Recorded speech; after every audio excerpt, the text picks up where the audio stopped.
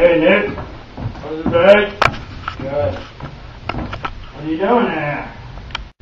You making a virus? So, Mr. Montemani, I understand that your friend Nick Emmett has some interesting stuff on his website. Would you care to tell me about what it is?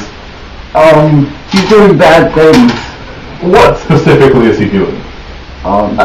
He's telling me I died. I'm sorry, what do you mean by that? Telling me I died. No, but could you specifically, what does the website look like? Could you show me? Yes. Wonderful. We'll have to go to the computer lab. Awesome. Will you show me the website? I will take you. Okay, thank you, Mr. Montemani. This meeting is now over. Thank you. So, Mr. Montemani, could you explain to me exactly how this works? I see some obituaries here, but what happens after the obituaries are posted? Well, you see, the students next vote on who will die next. Really? Yes. This seems to be your own obituary, Mr. Montemani. It is indeed. Do you feel threatened by this website? No. Could you tell me what this website is exactly? It's a website about fake obituaries. Really? Could you show it to me? Sure. Thank you. The unofficial Kent Lake High website is a hit list trying to make fake obituaries about our students. More 11. Oh! Bill, you're never going to believe what I just saw on the TV. I saw a report that Emmett's website is a hit list. And I went on it. I finally found it. And it's pretty scary. We have 3 obituaries for 3 different students here. And at the bottom of the page, it reads, "Who is next to die? Vote here." I think that we're going to have to expel him. What do you think? Yeah. Mr. Emmett, do you know why you're here? Why, yes, sir, I do. Could you tell me why you're here? Well, I created a web page recently, and I put it on the internet, and it had something to do with some fake obituaries, and apparently people have it offensive. Well, are you aware that the Evening News reported on this website and described it as a hit list? Well, I must say that that is very untrue, mister, but, as soon as I knew that people found it to not be wholesome activities, and I removed it immediately. Well, due to the information that has been presented to me, I have no choice but to expel you, effective immediately. Well, sir, I do disagree with that decision. Are you arguing with me, Mr. No, sir. You are expelled. Court is now in session.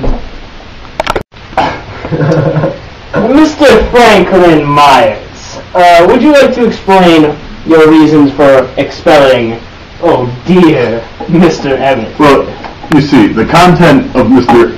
Emmett's website was intimidating and harassing to other students, and it disrupted the educational process at Kent Lake High School. Mr. Myers, do you have any evidence of this? Why, if you could just, No more questions! Judge, Mr. Nick Emmett. Mr. Nicholas Emmett, would you please explain to the court where you created said website. Well, sir, I created my website at my home PC at my home in Washington. Very good, Mr. Emmett, very good. Thank you, sir. Would you also like to explain to the court, did you use any school resources to create your website? No, sir, I did not. I was very careful about that. I used all my own damn products to create my... So knowing this, Mr. Nicholas Emmett, is it safe to say that this was outside of the school's curriculum? Why, yes, sir, it was. Those classes are not offered at our high school. Thank you, Mr. Emmett. Judge John C. Kaufner will now read the decision of the court. Applying those cases, the Ninth Circuit has held that student distribution of non-school sponsored material cannot be prohibited on the basis of undifferentiated fears of possible disturbances or embarrassment to school officials. In the present case, plaintiff's speech was not at a school assembly, as in Frazier, and was not in a school-sponsored newspaper, as in Kuhlmeyer. It was not produced in connection with any class or school project. Although the intended audience was undoubtedly connected to Kent Lake High School, the speech was entirely outside of the school's supervision or control. The defendant argues persuasively that school administrators are in an acutely difficult position after the recent however, has presented no evidence that their mock obituaries and voting on this website were intended to threaten anyone, did actually threaten anyone, or manifested any violent tendency whatsoever. This lack of evidence, combined with the above findings regarding the out-of-school nature of the speech, indicates that the plaintiff has a substantial likelihood of success on the merits of this claim. Court rules in favor of the plaintiff. The school district will pay the student $1 plus attorney's fees and remove the student's suspension from the school records.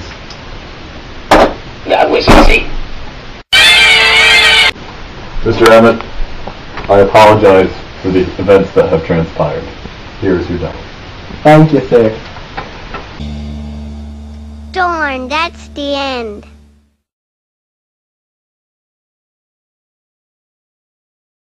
Mr. Emmett, I looked at your website yesterday evening. Look me in the eye!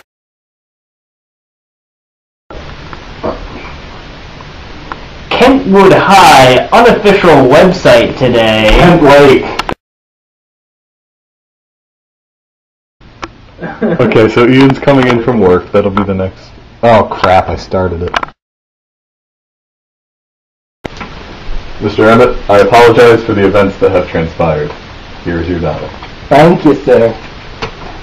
Well, how about that?